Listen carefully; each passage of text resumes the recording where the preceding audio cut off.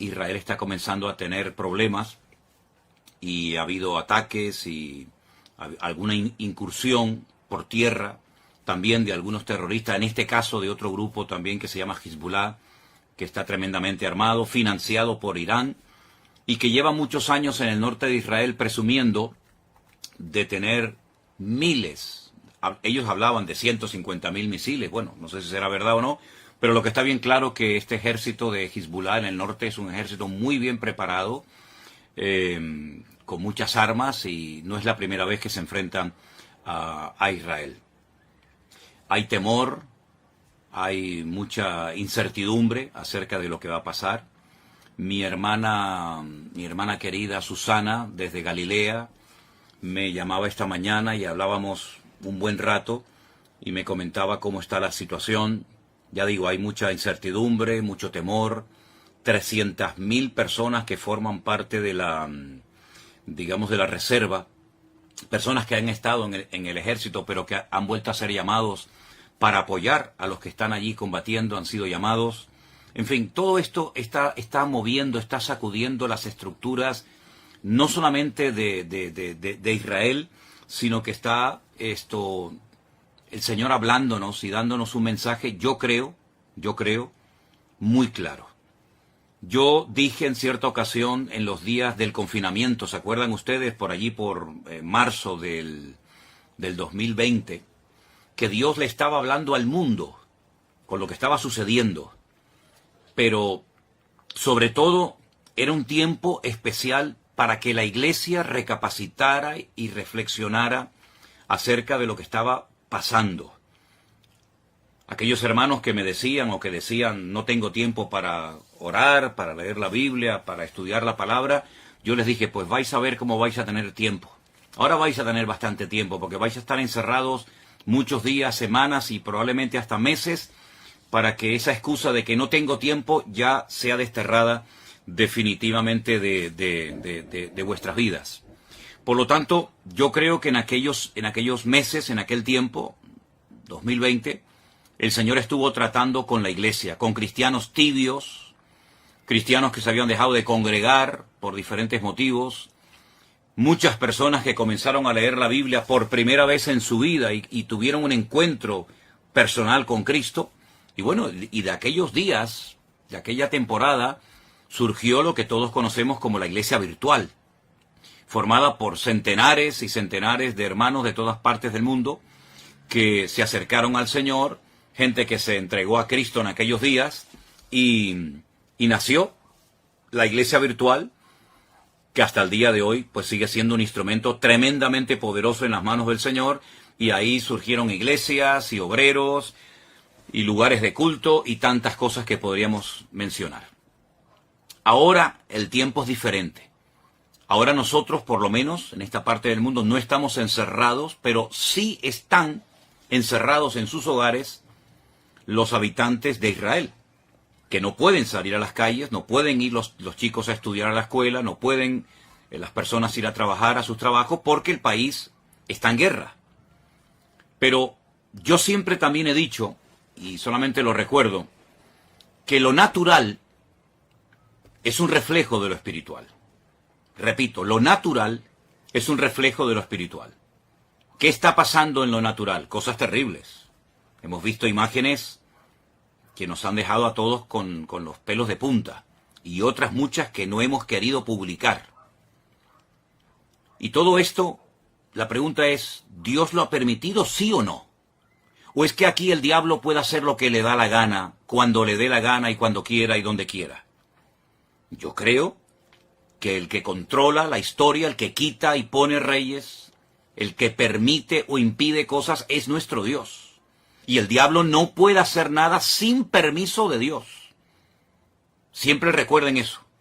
El diablo no puede hacer nada sin permiso de Dios. ¿Se acuerdan cuando el endemoniado Gadareno, los demonios que habitaban en él, le pidieron permiso al Señor para entrar en aquella piara, en aquel hato de cerdo? ¿Se acuerdan ustedes? Bueno, pues ahí tienen un ejemplo. El diablo está sometido a Dios.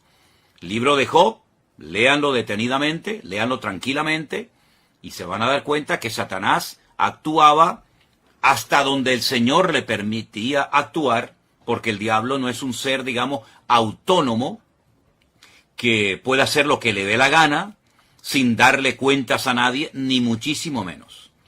El diablo es un ser que tiene que estar sometido a Dios, le guste o no, porque Dios es el que permite, el que impide, el que autoriza, el que abre o el que cierra. Y en esta ocasión, Dios ha permitido todo lo que ha sucedido.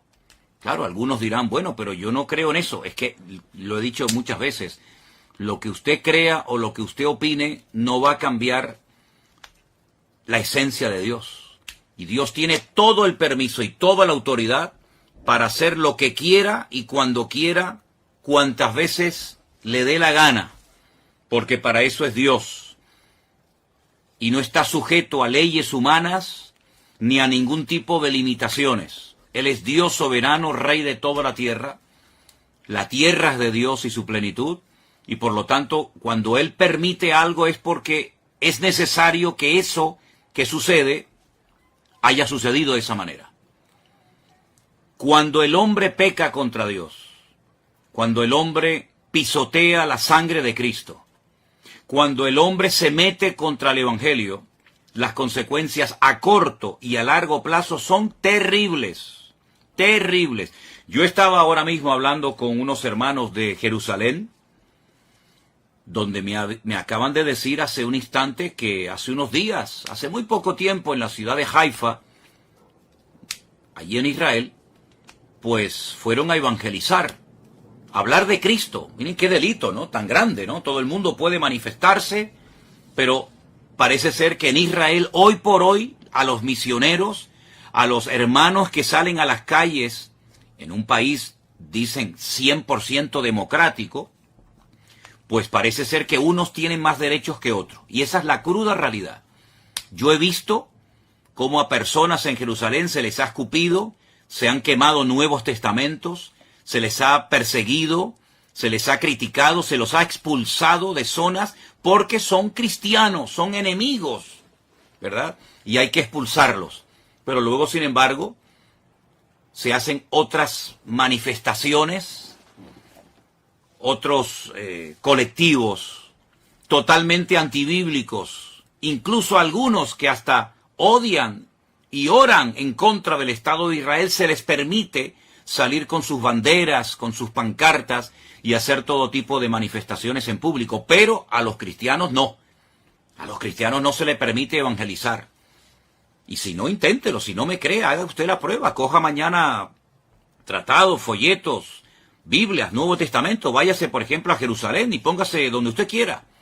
A ver si usted tiene la libertad de repartir libremente. Ni se le ocurra, porque la van a expulsar y le van a impedir y la policía se le va a tirar encima. Entonces, ¿de qué estamos hablando? ¿Del pueblo de Dios? Mire, está pasando en Israel hace muchos años, no ahora, hace muchos años está pasando lo mismo que pasó en la época de la iglesia primitiva, que a los líderes religiosos no les gustaba que a los apóstoles predicaran de Cristo en las calles. Los encarcelaron, los torturaron. ¿Dónde mataron a Esteban? Yo pregunto, ¿dónde mataron a Esteban? ¿Y quién mató a Esteban? A Esteban no lo mataron gentiles. ¿Qué le hicieron a Esteban? ¿Quién estaba presente en la ejecución de Esteban? ¿No estaba por allí un jovencito, un tal Saulo de Tarso? ¿Saulo de Tarso de dónde era? ¿De Japón? ¿De Babilonia? ¿De España? ¿De dónde era Saulo de Tarso? ¿De dónde eran los que apedrearon a Pablo? ¿Quiénes eran los que le impedían a los apóstoles predicar el evangelio libremente en la ciudad de Jerusalén? ¿Quiénes eran? Ustedes saben la respuesta, está en el libro de los Hechos, solamente es cuestión de leer la Biblia.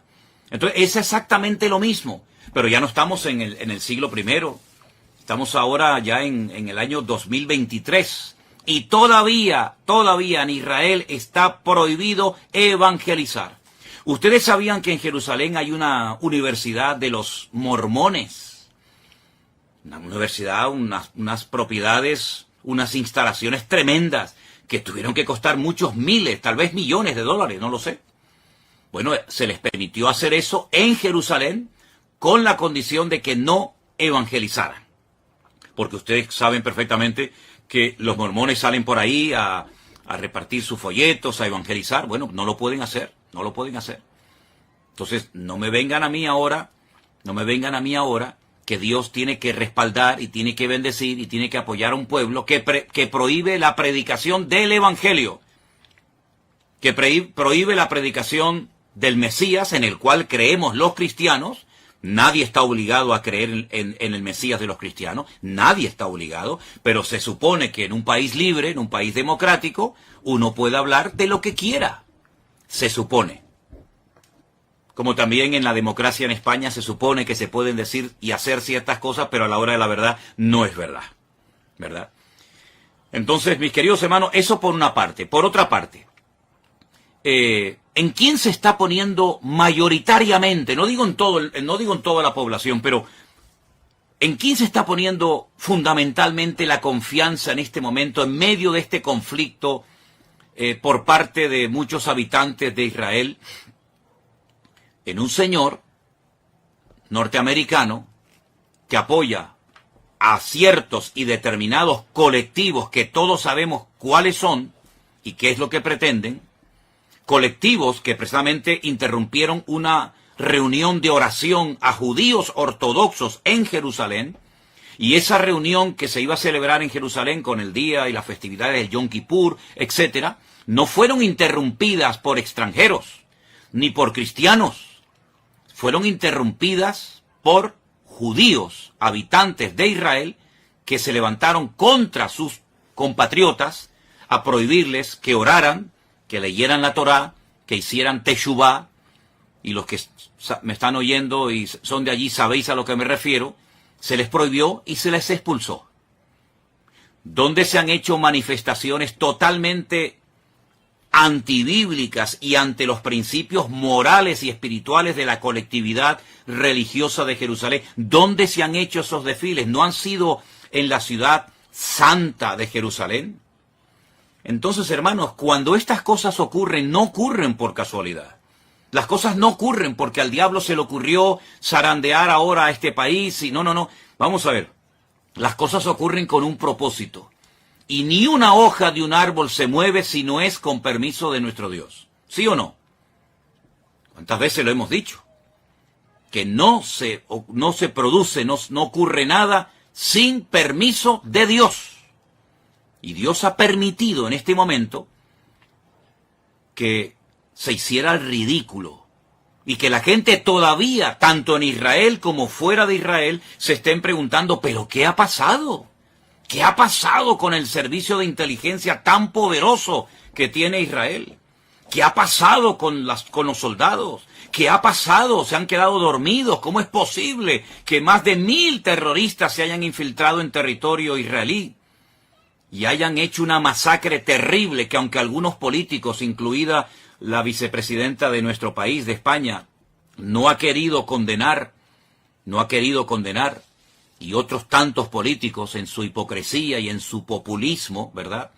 Pues esto ha sido algo terrible. Esto me recordaba a mí a los tiempos bíblicos, cuando se peleaba contra filisteos y amorreos y aquellas matanzas y aquellas cosas terribles que nos cuenta la historia. Pues lo hemos visto hace unos días en televisión, como centenares de personas corrían despavoridas como conejos asustados por el desierto del sur de Israel y eran como presas de caza disparándoles a discreción, a diestra y a siniestra, y hemos visto cosas que ni siquiera quiero mencionar.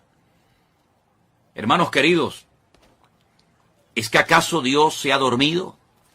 ¿Es que acaso Dios se ha olvidado de su pueblo? ¿Es que acaso Dios ya no recuerda sus promesas y sus pactos? Claro que los recuerda. El problema no es que Dios se ha olvidado de su pueblo. El problema es que su pueblo se ha olvidado de su Dios. Esa es la realidad. Ahora bien, para los cristianos que dicen, bueno, este es un tiempo de prueba para Israel, que son el pueblo de Dios, yo quiero hacer un pequeño alto en el camino y preguntarles a todos ustedes, y veo que hay muchísima gente conectada, no sé exactamente de dónde, pero bueno, eso es ahora mismo lo menos importante. Yo les hago una pregunta.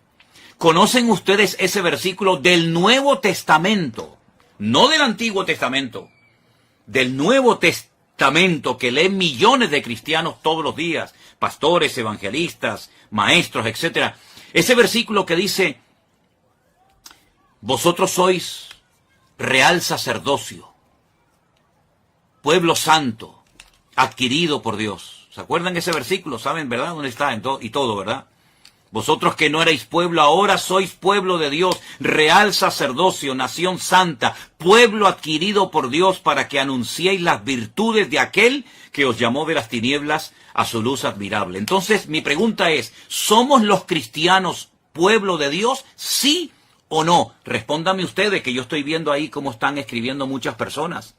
¿Somos los cristianos, vuelvo a preguntar, ¿somos los cristianos pueblo de Dios o no somos pueblo de Dios? ¿O el único pueblo de Dios que existe sobre la faz de la tierra se llama Israel? Y nosotros, entonces, si no somos pueblo de Dios, ¿qué somos entonces, hermanos?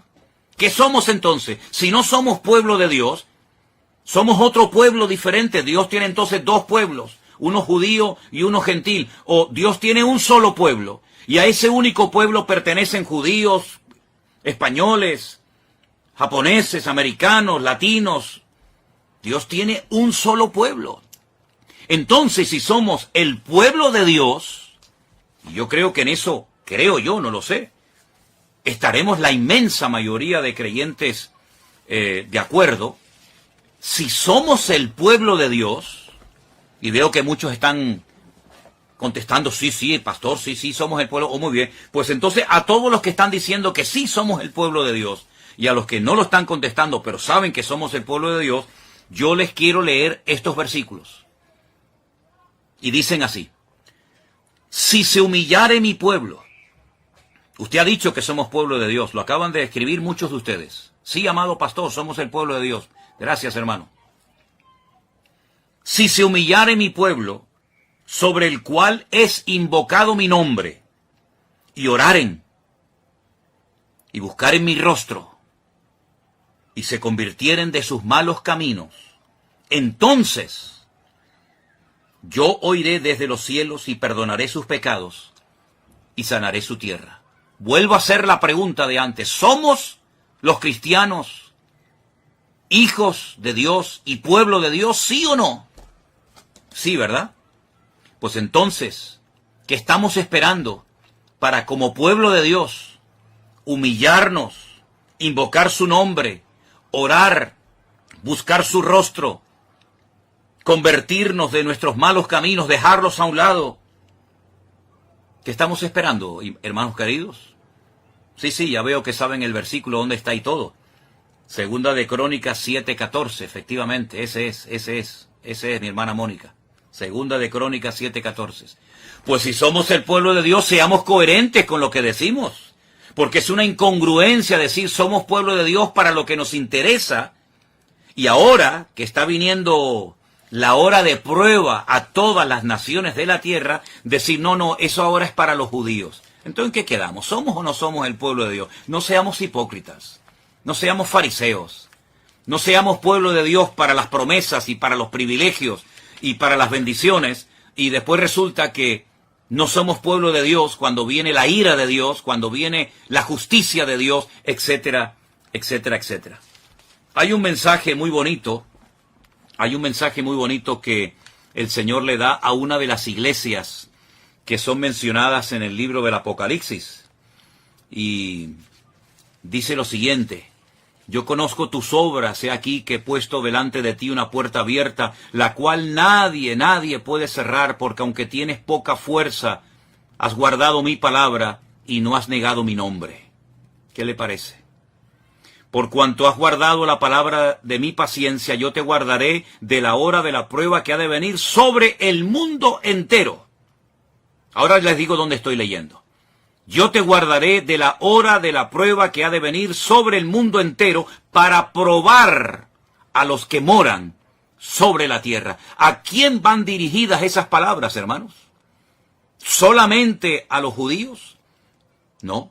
Esas palabras las escribió el apóstol Juan porque el Señor Jesucristo, el que murió en la cruz y resucitó al tercer día, le dijo: escribe lo que has visto, lo que has oído, lo que es y lo que será, y envíalo a las 7 iglesias. Y este mensaje va dirigido a la iglesia de Filadelfia. Yo sé que en España la iglesia de Filadelfia son las iglesias de los hermanos gitanos. pero la iglesia de Filadelfia era una congregación que existía hace 2000 años en la zona de Turquía, de Asia Menor, y fueron palabras dirigidas por Cristo a una iglesia, a su pueblo. Apocalipsis capítulo 3, del versículo 7 en adelante. Yo te guardaré de la hora de la prueba que ha de venir sobre el mundo entero para probar a los que moran sobre la tierra. He aquí yo vengo pronto, retén lo que tienes para que ninguno tome tu corona. ¿Qué le parece? Somos el pueblo de Dios, ¿verdad? Muy bien. Pues entonces vamos a comenzar a poner en práctica Segunda de Crónicas 7:14. Vamos a comenzar a humillarnos. Vamos a dejarnos ya de perder el tiempo. Vamos a dejarnos de utilizar las redes sociales para tonterías. Y vamos a utilizar todos los recursos y medios habidos y por haber que el Señor ponga a nuestro alcance para predicar la palabra de Dios, la sana doctrina, lo que Cristo quiere que prediquemos. Y no perdamos el tiempo en aquellas cosas que no edifican y que no son de Dios. Pueblo de Dios es aquel hombre y aquella mujer, da igual si es judío, japonés, coreano, español o latino, da igual. Pueblo de Dios es todo aquel hombre y toda aquella mujer que ha sido, voy a utilizar un término bíblico, lavado, comprado, redimido por la sangre de Jesucristo. Esos son el pueblo de Dios. Dios no le va a pedir la nacionalidad o el pasaporte a nadie. Pueblo de Dios somos aquellos hombres y mujeres que hemos abrazado a Cristo, hemos creído en Él y lo hemos hecho nuestro Señor, nuestra cobertura y nuestra autoridad. Por eso cuando yo veo al pueblo de Israel casi rogándole, suplicándole al señor Biden, al señor de los Estados Unidos, que el pobrecito ya no sé ni cómo se puede mantener en pie. Por favor, ayúdennos, no nos abandonen, no nos dejen solos. Y vemos al señor Biden saliendo y diciendo, no les vamos a dejar solos, aquí estamos nosotros. Miren, escúchenme una cosa, si no claman ahora al Dios de Israel, los que viven allí, los que necesitan ver una manifestación poderosa del poder de Dios, si no claman a Dios, sino que se refugian y miran al tío Sam y miran a América, cuando termine esta guerra, que va a terminar, por supuesto, y que Dios la va a ganar, y que Dios la va a ganar, ¿quién se va a llevar la gloria? ¿Dios? ¿O los que ayudaron al pueblo de Israel? Porque que yo sepa, el señor Biden tiene de cristiano lo que yo tengo de obispo católico. Yo soy más obispo católico, hablando, bromeando, que el señor Biden de cristiano. El señor Biden de cristiano no tiene nada, nada, nada. Lo que apoya el señor Biden es antibíblico. Y ahora poner la confianza en el todopoderoso tío Sam, creyendo que ellos le van a salvar.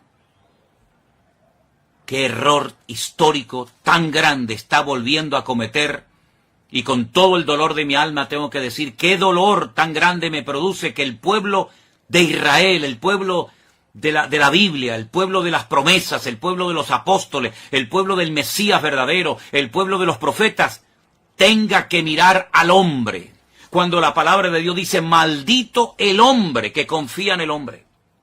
Más bienaventurado el hombre que confía, o el pueblo que confía en el Señor Dios Todopoderoso. Miren, yo les voy a pedir a los que quieran un favor. Yo voy a pedirles que ustedes lean detenidamente el capítulo 14, el capítulo 15 y el capítulo 16 de Segunda de Crónicas. Repito, capítulo 14, capítulo 15 y capítulo 16 de Segunda de Crónicas. Lean detenidamente el reinado del rey Asa, hijo de Abías. Lean detenidamente, y parece que estamos leyendo el periódico de hoy. Yo voy a hablar, Dios mediante, el domingo, en el culto que vamos a retransmitir por la tarde desde nuestra iglesia aquí en Santa Cruz de Tenerife. Voy a hablar de estos capítulos y de este personaje, porque se vuelve otra vez a repetir la historia. Mira, cuando un creyente pastor, profeta, evangelista, me da igual, porque usted sabe que hoy en día hay algunos en el ministerio que si no dicen lo que son, el doctor, el apóstol, como que se sienten mal, porque su identidad no se la da Cristo, su identidad se la da el cargo, su identidad se la da lo que hacen. Soy el presidente de la denominación tal, soy el director. Bueno, ustedes saben que siempre hay este tipo de personas. Mire, si esas personas con cargos, con autoridad, confían más en el poder de su denominación, o tienen más confianza en su economía, en su patrimonio, que en Dios, están totalmente perdidos. Están totalmente ciegos. Y mucha parte del pueblo de Dios, y ya les he dicho quién es el pueblo de Dios, y si no, dele para atrás cuando termine esta intervención que estoy haciendo en esta tarde, cuando usted se pregunta en quién estoy poniendo mi confianza, pues, ¿en quién? Es quién estamos poniendo nuestra confianza. ¿En Dios? ¿En su palabra? ¿En sus promesas? ¿En los hombres? Mire, solamente le voy a leer un versículo de 2 de Crónicas 14:11. Escúchelo bien. Oh Señor, para ti no hay diferencia.